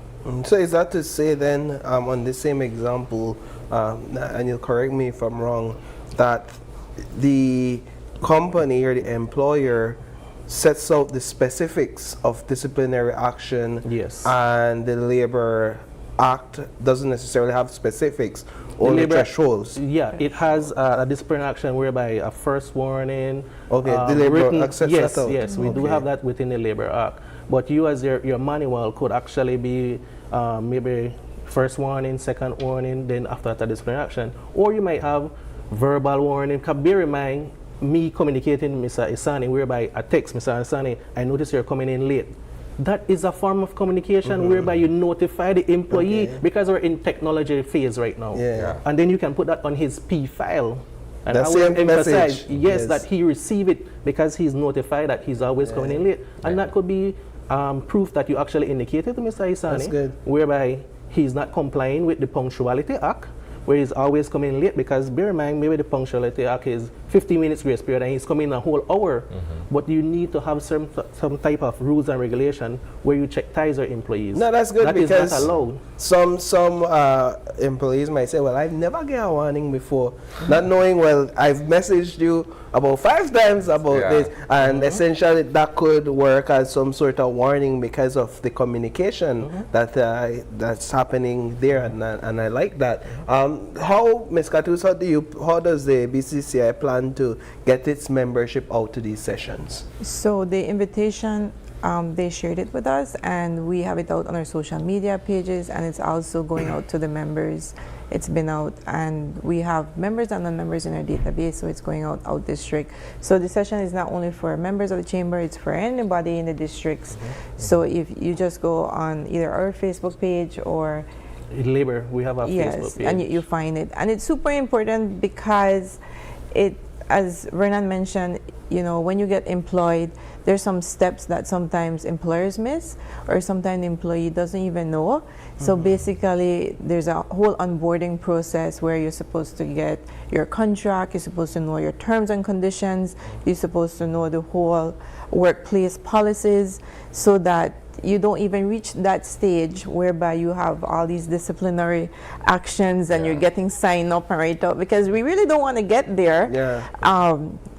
That kind of eats down on the employer's times, you know. So a perfect workplace is that both the employer and employee knows the terms and conditions, you agree to it, and abide by it. And abide by it. Don't take it for granted. It's it's, you know, you're supposed to be an adult, and you should take responsibility for your actions. I remembered there's a young person that came to my office one day, and he said, I'm on sick leave right now, but you know, I want to open a business. And I said, instead of, you know, just sitting home on my sick leave, let me come out and find out from the chamber, how can I get my business started? So I said, well, when are you going back to work? Because on his employer's time, he is chilling out at my office trying to find how to start his business. You know, so technically on sick leave. Technically, and I said, you know, this is not quite the right character attitude, because when you start your business, so I had to give him this whole role play, you know, that because then so this is what some people think that. So I said, like, how are you going to get paid then if you're not at work and, you know, you're taking your 1-2 weeks off? How you think your employer is going to pay you if you're not there being productive to help them pay you? Clueless, you know. They're so I just so that's why I say, like, we really have to educate our people so that we don't have that kind of mentality. There's a difference in culture, behavior, and approach when it comes to an older class of workers, if I could describe it as such, versus the younger ones who are coming in. We have a value system about ourselves where we understand certain things, right? We know how to overstep, we know how to take advantage. Right? We know how to do none of that because it's understood that you don't do that. But with younger people, they could care less. And you're not making a blanket statement. Sorry? You're not making a blanket statement. I'm making a statement. All right. But here's the thing too, though. They are not willing to make certain sacrifices that helps the greater good of the organization that they're working for. It's always an individualistic approach. What am I getting out of this extra hour? Or what is the company doing for me? As opposed to what am I doing for everybody who works with the company? And that's why it's important for, you know, employers, if they can make it, or their HR persons to show up, because sometimes you're missing a step. in the process, and the workforce is quite unique right now, and you can't miss that important step, because that's a step that that type of workforce might really need. And that's why, if you notice, the theme that we use for the Labor Education 2026 is rights and responsibility of employers and workers. Yeah. So we want everyone to know their rights as an individual, what you can do and what you cannot do. Because, like Mr. Isani mentioned, you might have that persona like, okay, this is just my TOR. I'm not getting paid for the additional stuff that you asked me to do. It's not there on my TOR.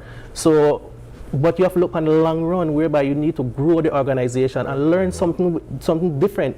I might be coming as maybe an office assistant, but maybe I uplift and I want to know how to actually be a driver, or how I can actually operate a fax machine or copy machine. You have to have that persona, mindset that you can actually, you want to learn and develop. That is correct. Yeah. Now, for the sake of time, I just want to quickly go over the time and dates. I know we have a long list of dates, so just perhaps you could tell us when it starts and when it ends, and the different districts that it will hit. Like I mentioned, it's 10 stations, and we start tomorrow, which will be the Independence station, and that'll be tomorrow, Tuesday, and then Friday the 15th will be San Ignacio and PG, and from there you can actually go. We have an actual Facebook page, the Ministry of Immigration, Governance and Labor, and from there you will see all the dates, and please make yourself available to actually log in. We actually have a registration link where you can actually go and register and make yourself available. So you want to, maybe the information might be new to you, that's good. Maybe it might be a refresher, that's also good. And I always emphasize, sharing the knowledge is key, because you have to look on the future generations. And then, Mary, the way how you read the act, maybe you read it in your perspective, whereby, okay, it will benefit you, but when you actually call our office, we actually educate you how to actually, the act speaks. Excellent. Well, we want to thank you both for joining us this morning. I think this is going to be a very good initiative, and I do hope that the turnout is as is expected. All right, so with that, we're going to take another break, and when we come back, we're going to wrap this morning's show up. Stay tuned. We'll be right back.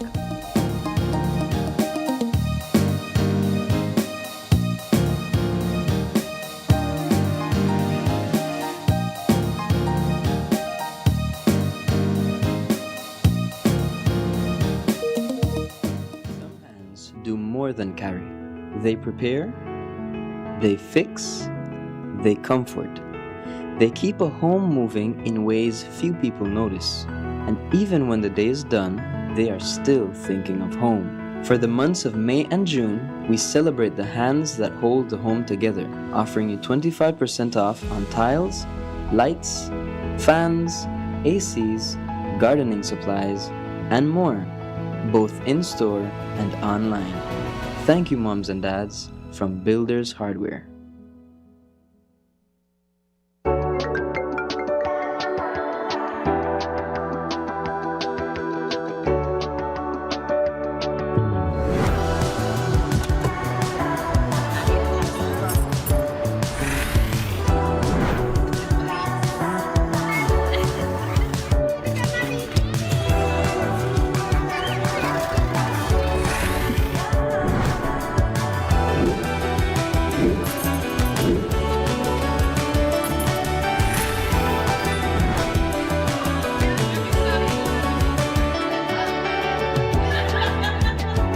The future is calling. Belize Bank. Your future, our commitment.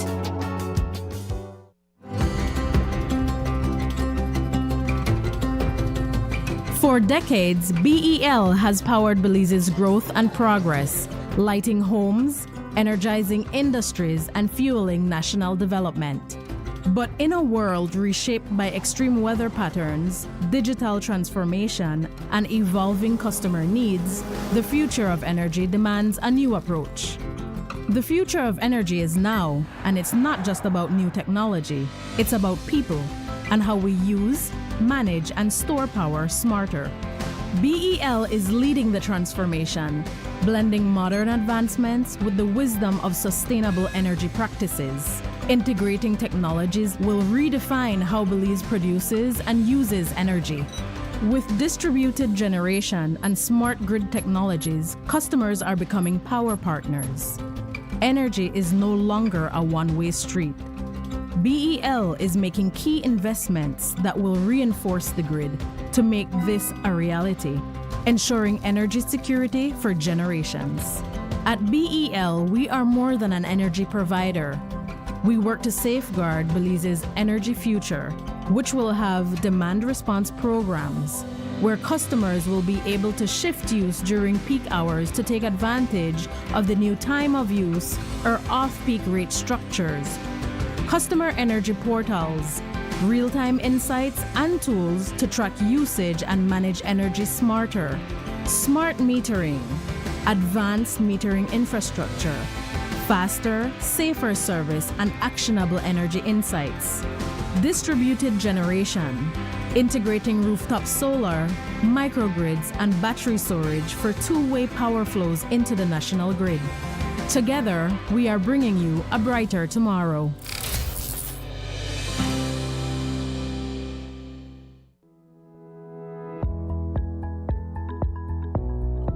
With everything going on in a day, it's easy to overlook a renewal date. That's why Home Protector Insurance sends a simple reminder to help keep you on track. Home Protector Insurance, if it's worth something, insure it.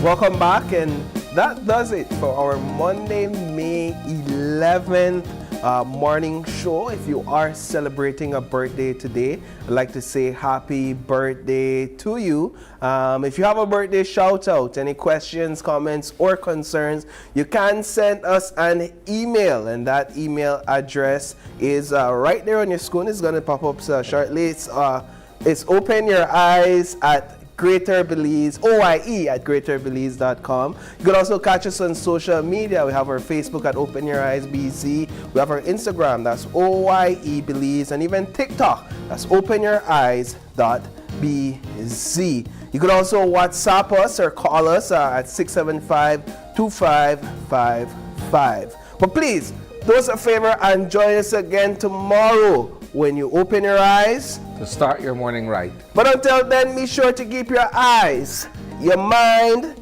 and your hearts open. All right, Belize. Well, stay safe. Have a fantastic rest of your day. See you tomorrow.